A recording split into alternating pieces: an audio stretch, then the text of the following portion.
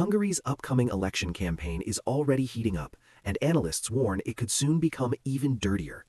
Political tensions in the country are rising as Prime Minister Viktor Orbán faces one of the most serious challenges to his power in years. His main rival, Péter Magyar, has emerged as a surprising political figure, attracting significant attention and support from voters who want change.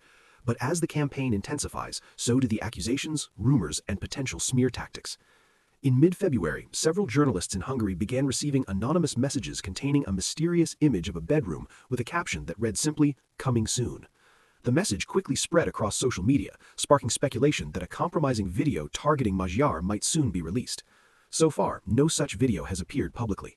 However, the situation has already added a new level of tension to the election campaign. Magyar himself has addressed the rumors directly. He claims that his political opponents could be preparing to release secretly recorded footage of him and his former girlfriend.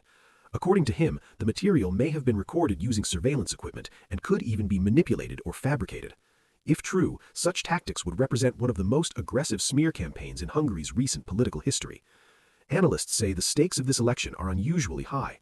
For more than a decade, Viktor Orbán and his political allies have dominated Hungarian politics. But growing economic pressures, political fatigue among some voters, and the rise of new opposition figures are making this election more competitive than previous ones. As a result, experts believe negative campaigning and influence operations could intensify in the months ahead. Disinformation, personal attacks, and online propaganda have become common features of modern elections around the world, and Hungary may be no exception. For voters, the challenge will be separating real information from political manipulation. The outcome of this election could shape Hungary's political direction for years to come.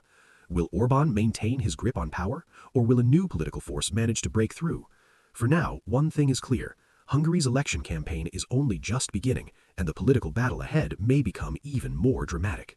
Speaking during high-level discussions surrounding potential peace negotiations, Poroshenko cautioned that Russia's president, a former KGB officer, is a master strategist who uses talks not to compromise but to gain leverage. His advice? Only negotiate from a position of undeniable strength. Poroshenko knows this from experience. Back in 2014 and 2015, Ukraine signed the Minsk agreements, brokered alongside European leaders. The goal was to freeze the conflict in eastern Ukraine and prevent further escalation. But according to Poroshenko, those agreements failed because Russia never truly intended to honor them. Instead, he argues, Moscow used the pause to regroup, strengthen its position, and prepare for future aggression. Now, as new U.S.-brokered diplomatic efforts attempt to find a pathway towards ending the war, Poroshenko fears history could repeat itself. His warning appears directed not only at Moscow, but also at Ukraine's current leadership. President Volodymyr Zelensky faces immense pressure. The war has stretched on for years. Western allies are balancing military aid, political fatigue, and economic strain. At the same time, Russia continues to test Ukraine's resilience on the battlefield. The key question is this: is negotiation a path to peace or a strategic advantage for the Kremlin? Poroshenko argues that entering talks without maximum military, economic, and diplomatic leverage risks emboldening Russia. In his view, peace must be secured from strength, not urgency. Meanwhile, global leaders are divided. Some believe diplomacy must start sooner than later to prevent further destruction. Others warn that premature talks could lock Ukraine into unfavorable terms. Behind the scenes, the geopolitical stakes are enormous.